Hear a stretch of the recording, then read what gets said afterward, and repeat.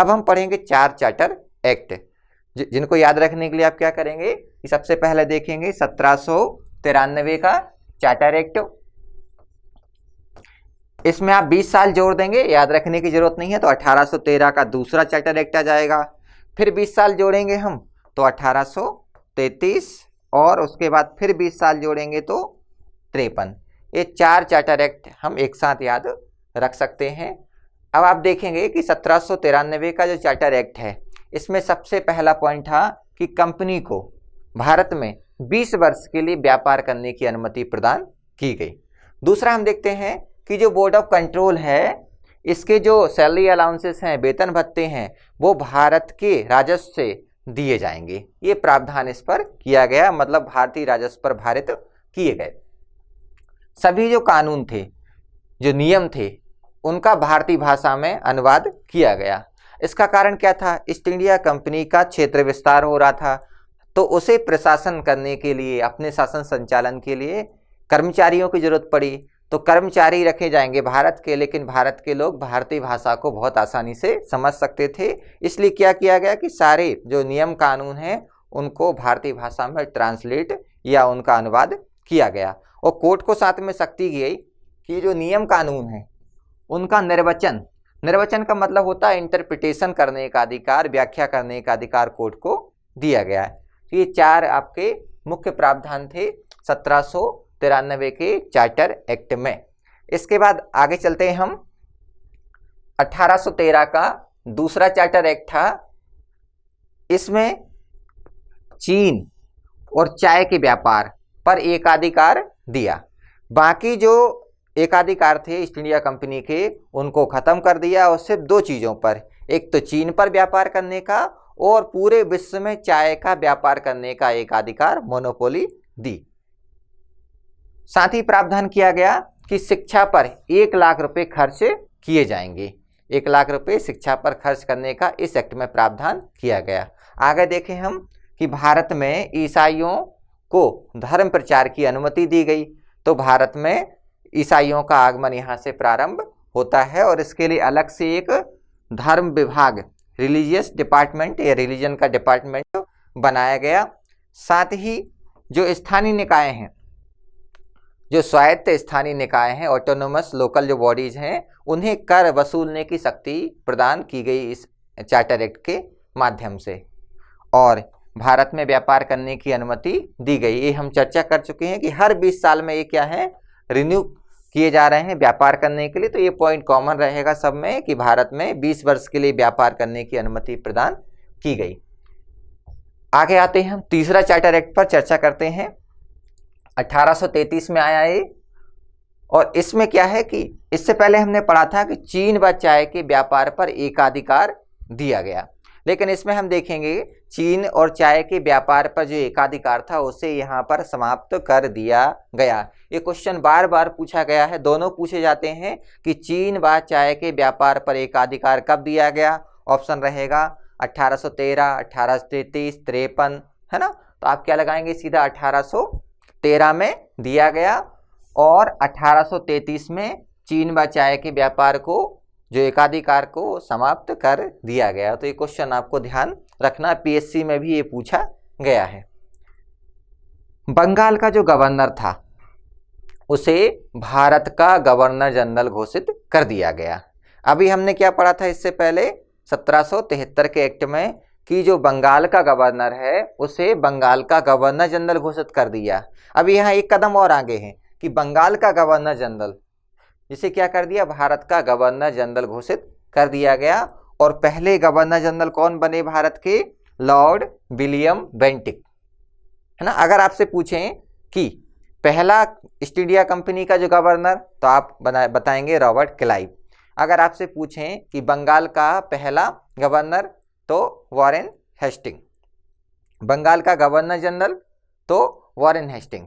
अगर पूछे कि भारत का गवर्नर जनरल, तो लॉर्ड विलियम बेंटिक। अभी हम आगे और पढ़ेंगे कि वायसराय कौन था, है ना। तो 1858 जब आएंगे तो वायसराय पर चर्चा करेंगे। तो ऐसी लिंक बनाकर आप याद करेंगे तो दिक्कत नहीं होगी। आगे हम आते हैं, इसमें जो परिषद थी किसकी? गवर्नर जनरल की परिषद थी, उसमें एक विधि सदस्य लॉ मेंबर जोड़ा गया और वो लॉ मेंबर का नाम था लॉर्ड मैकाले।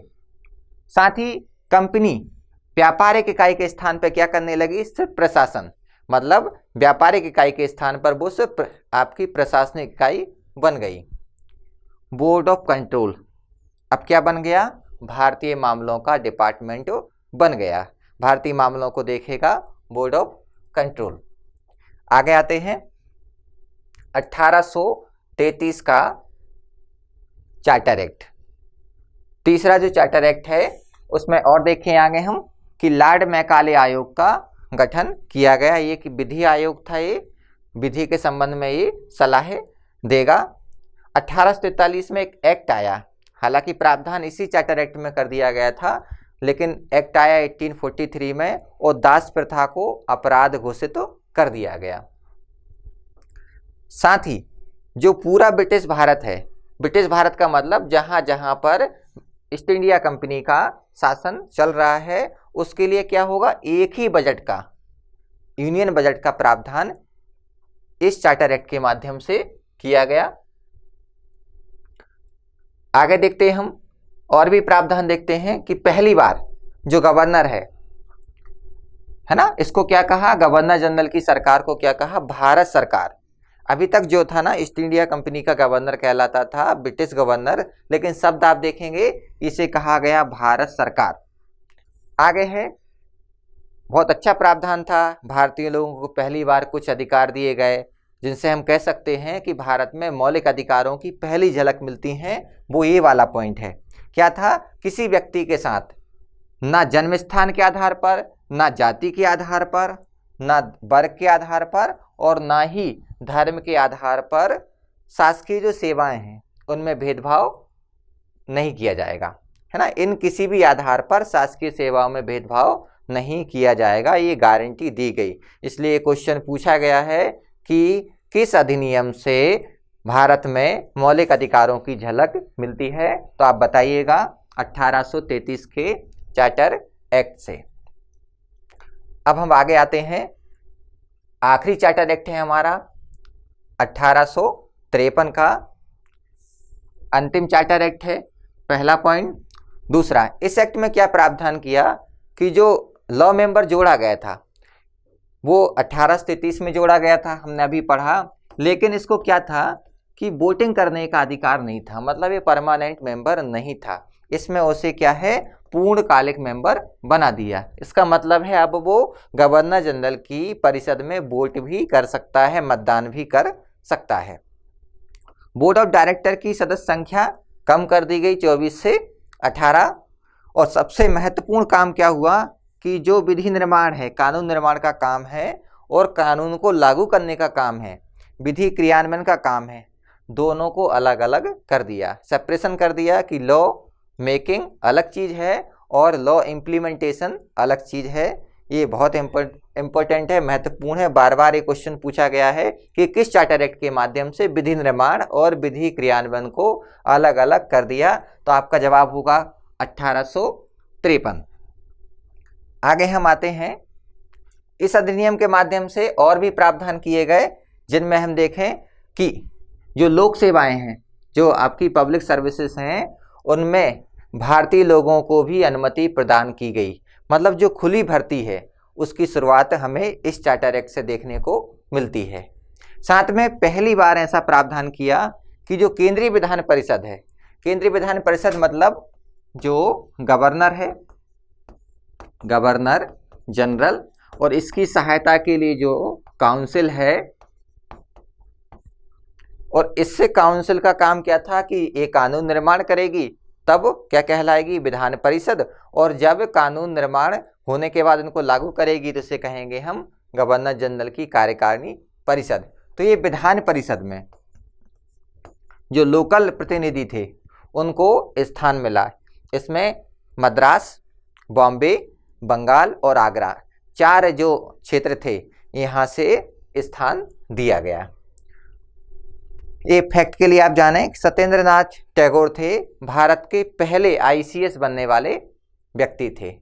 आप देख रहे होंगे यहाँ पर ये इमेज है, ये पहले व्यक्ति थे। एक क्वेश्चन भी बार बार पूछा गया है तो हमें ये ध्यान रखना है। सत्येंद्रनाथ टैगोर पहले आईसीएस की परीक्षा पास करने वाले व्यक्ति थे।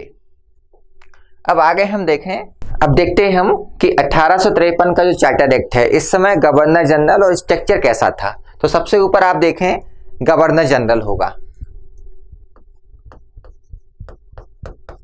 Governor general. इस गवर्नर जनरल की सहायता के लिए गवर्नर जनरल की काउंसिल होगी। अब एक काउंसिल दो काम करेगी। पहला काम करेगी लेजिस्लेटिव फंक्शन, मतलब विधायी कार्य, मतलब कानून निर्माण करने का काम करेगी क्या, गवर्नर जनरल की काउंसिल। और जब ये काम करेगी कानून निर्माण का तो इसे कहेंगे हम गवर्नर जनरल की विधायी परिषद। और जब यही परिषद कानून निर्माण का काम करने के बाद उनको लागू करेगी तो हम इसे कहेंगे गवर्नर जनरल की कार्यकारिणी परिषद या एग्जीक्यूटिव काउंसिल। अब जो आपकी विधायी परिषद है, इस विधायी परिषद में 6 मेंबर होंगे। 6 मेंबर में भी आप देखें कि 4 मेंबर हमने अभी चर्चा की, आगरा, बंगाल, मद्रास और बॉम्बे। ये 4 कहाँ से आएंगे, इन 4 क्षेत्रों से आए और बाकी 2 गवर्नर जनरल के द्वारा मनोनीत किए जाएंगे।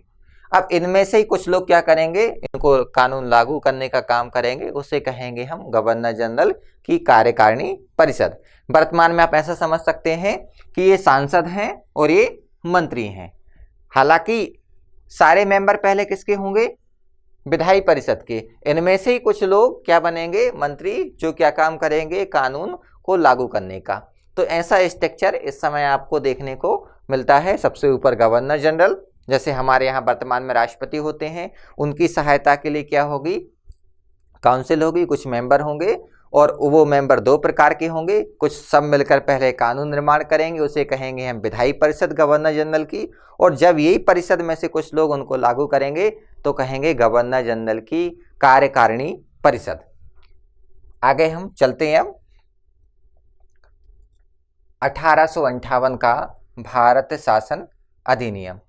1858 का भारत शासन अधिनियम आया। इससे पहले आप जानते हैं कि 1857 में हमारे यहाँ क्रांति हुई। इससे ब्रिटिश गवर्नमेंट बुरी तरह डर गई थी, तो वो कोई ऐसा रिस्क नहीं लेना चाहती थी कि भविष्य में कोई ऐसी दोबारा घटना हो। इसलिए भारतीय लोगों को कुछ अधिकार दिए जाएं, राजा महाराजाओं के मामले में इंटरफेयर ना किया जाए। तो जितना हमारा प्रशासन है, जितना उनका क्षेत्र अधिकृत किया है, वो आसानी से सुचारू रूप से संचालित हो सके। तो सबसे पहले आप देखेंगे पहला पॉइंट ही लिखा है कि जो ईस्ट इंडिया कंपनी की बागडोर है वो सीधे क्राउन के हाथों में चली गई। मतलब ब्रिटेन की महारानी के द्वारा अब शासन किया जाएगा भारत का, ना कि ईस्ट इंडिया कंपनी के द्वारा। अब इससे फायदा क्या होगा कि जब ब्रिटेन की महारानी के द्वारा शासन होगा तो जो भारत की प्रजा है वो किसकी प्रजा मानी जाएगी, अब इंग्लैंड की प्रजा। तो जो सुख सुविधाओं के प्रयास करती है ब्रिटेन की जनता के लिए ब्रिटेन की सरकार, वो ही प्रयास भारत के लिए किए जाएंगे। साथ में क्या प्रावधान किया, एक भारत सचिव के पद का सृजन किया गया। भारत सचिव का पद, इसको मैं आपको समझाता हूं, ऐसे समझिए आप।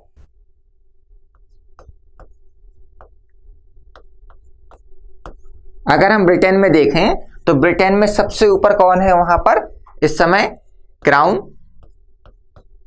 क्राउन या इसको हम कह सकते हैं ताज। महारानी, राजा जो भी है वो सबसे ऊपर। उसके बाद क्या होगा, उनकी सहायता के लिए कुछ मंत्री होते हैं।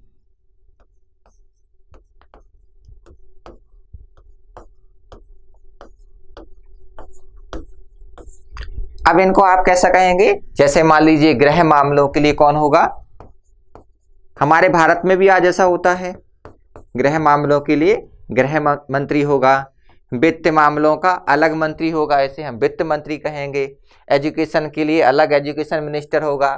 तो अलग अलग मामलों के ऐसे अलग अलग मंत्री होंगे। अब लेकिन क्या है, ब्रिटेन में इन जो डिपार्टमेंट में आपको दिखा रहा हूं मंत्रालय, इनको मंत्रालय ना कहकर क्या कहते थे, विभाग या डिपार्टमेंट। और इस विभाग का जो मुखिया है उसे कहते तो क्या सचिव। हमारे यहाँ थोड़ा उल्टा होता है ना, हमारे यहाँ मंत्रालय होते हैं और मंत्रालय के मुखिया मंत्री होता है, लेकिन मंत्रालय और जो आपका विभाग है उसमें बेसिक अंतर होता है कि एक मंत्रालय में एक से अधिक विभाग हो सकते हैं। जैसे है महिला एवं बाल विकास मंत्रालय। अब महिला बाल विकास मंत्रालय में आप देखेंगे कि महिलाओं के विकास के लिए अलग डिपार्टमेंट है और बच्चों के विकास के लिए अलग डिपार्टमेंट और मानव संसाधन के लिए अलग डिपार्टमेंट। अब हो सकता है 3-4, वो संख्या कम ज़्यादा हो सकती है। इन डिपार्टमेंटों को मिलाकर एक मंत्रालय बनाया जाएगा और उस मंत्रालय का मुखिया कौन होगा? मंत्री। तो डिपार्टमेंट का मुखिया सचिव होता है और मंत्रालय का मुखिया मंत्री होता है। यहाँ पर आप देखें एक डिपार्टमेंट अलग बना, कौन सा? भारतीय मामलों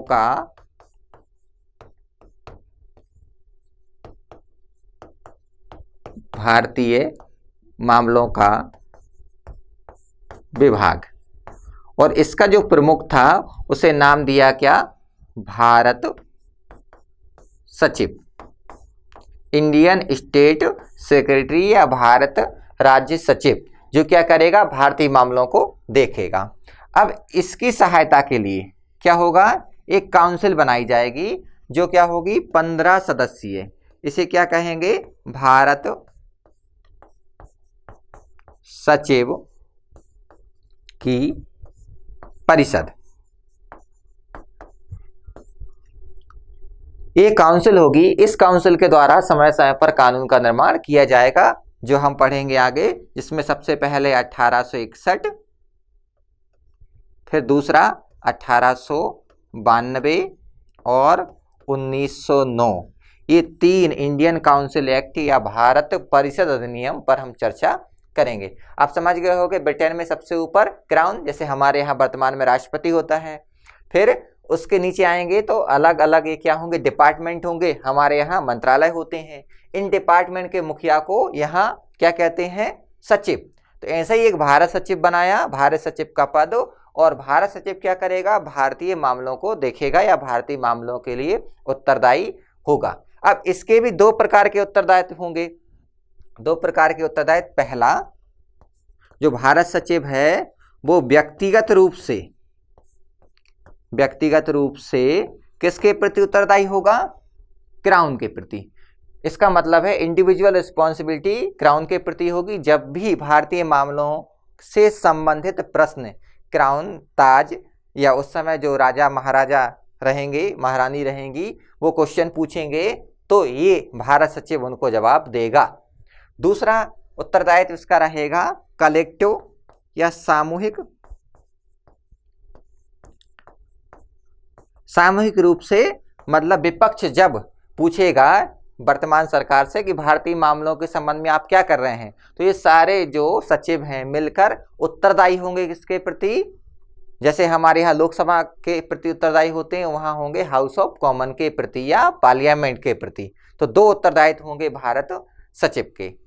आइए हम आगे चर्चा करते हैं। भारत सचिव के पद का निर्माण किया गया और ये भारत सचिव क्या करेगा? भारतीय मामलों को देखेगा। इसकी सहायता के लिए हमने चर्चा की 15 सदस्यीय एक परिषद होगी, है ना। आगे है बजट का प्रावधान किया गया। अब पूरे भारत के लिए, मतलब जो ब्रिटिश भारत है या ईस्ट इंडिया कंपनी के द्वारा शासित क्षेत्र है, उसके लिए एक ही बजट का प्रावधान किया गया था। आगे चलते हैं, इसके प्रावधानों को देखते हैं। तो सेना का पुनर्गठन किया गया। 1857 में जो क्रांति हुई, इसके बाद क्या व्यापक बदलाव हुए सेना के पुनर्गठन में? कि जो शस्त्रागार हैं, जहां पर शस्त्र रखे जाते हैं, उनका जो मुखिया होगा या इन पर जो कंट्रोल होगा वो यूरोपियन सैनिक का होगा, ना कि भारतीय सैनिक का। इनकी संख्या में भी बदलाव किया गया और रेजिमेंट बनाई गई, जिनमें हम पढ़ते हैं राजपूत रेजिमेंट है, ब्राह्मण या जाट रेजिमेंट है, अलग अलग नाम से रेजिमेंटों का निर्माण किया गया। आगे है उद्देश्य। अब जो ईस्ट इंडिया कंपनी है उसका उद्देश्य क्या हो जाएगा? उपनिवेश की जगह प्रशासन, मतलब कॉलोनी बनाने पर काम ना करके जितना क्षेत्र इनके पास है उस पर प्रशासन करना, इसका उद्देश्य निर्धारित किया गया। साथ ही गवर्नर जनरल जो इस समय थे उस पोस्ट को समाप्त करके क्या वायसराय के पद का निर्माण या सृजन किया गया। अब गवर्नर जनरल और वायसराय में क्या अंतर है? गवर्नर जनरल जो था वो ईस्ट इंडिया कंपनी का कर्मचारी था, और जो वायसराय है वो क्या है? ब्रिटेन की महारानी का प्रतिनिधि। तो ये बेसिक अंतर है वायसराय और गवर्नर जनरल में। कहते हैं क्योंकि इतने व्यापक बदलाव हुए, कहा कि हम भारतीय मामलों में इंटरफेयर नहीं करेंगे। जब 1858 में महारानी विक्टोरिया घोषणा करती हैं तो उसी को मूर्त रूप देने के लिए, लागू करने के लिए एक्ट आया था। तो उस घोषणा में कहा गया था कि भारतीय जो राजा महाराजा हैं उनके साथ भेदभाव नहीं होगा, उनके मामलों में इंटरफेयर नहीं होगा, उनके जो सम्मान है उसका या उनकी जो परंपराएं हैं उनका सम्मान किया जाएगा। नया क्षेत्र ब्रिटिश सरकार शामिल नहीं करेगी। तो इस अधिनियम को कहते हैं भारत में सुशासन की शुरुआत मानी जाती है। सुशासन का मतलब है जनता के अनुरूप किया जाने वाला शासन, इसे कहते हैं गुड गवर्नेंस या सुशासन। स्ट्रक्चर आप समझ गए होंगे। गवर्नमेंट ऑफ इंडिया एक्ट में क्या क्या हुआ कि कंपनी के रूल को, ईस्ट इंडिया कंपनी के शासन को समाप्त कर दिया। साथ में क्या है कि जो गवर्नर जनरल था वो अब वायसराय में बदल गया। अंतर मैंने आपको बताया कि वायसराय क्या है? क्राउन का प्रतिनिधि है। जो बोर्ड ऑफ कंट्रोल और बोर्ड ऑफ डायरेक्टर है, दो लोग अलग अलग काम कर रहे थे, वो सिस्टम खत्म कर दिया। अब डायरेक्ट हम या जो भारत का क्षेत्र है वो ब्रिटिश सरकार के द्वारा शासित होगा। और भारत सचिव के पद का निर्माण किया गया, जो भारत का राजनीतिक प्रमुख होगा, रहेगा ब्रिटेन में, लेकिन हेड कौन होगा? भारत सचिव। भारत में उसकी सहायता के लिए कौन होगा? वायसराय होगा। और पहले जो वायसराय बने वो कौन थे? Lord Canning. तो आप समझ गए होंगे कि 1858 से भारत में व्यापक बदलाव हुए। भारत में सुशासन की शुरुआत इस अधिनियम से मानी जाती है। तो पहला फेज हमने चर्चा की 1773 का रेगुलेटरी एक्ट, फिर 1781 का एक्ट ऑफ सेटलमेंट, उसके बाद 1784 का पिट्स इंडिया एक्ट, फिर 4 चार्टर एक्ट 1793, 1813, 1833 और 53, और फिर 1858 का भारत शासन अधिनियम।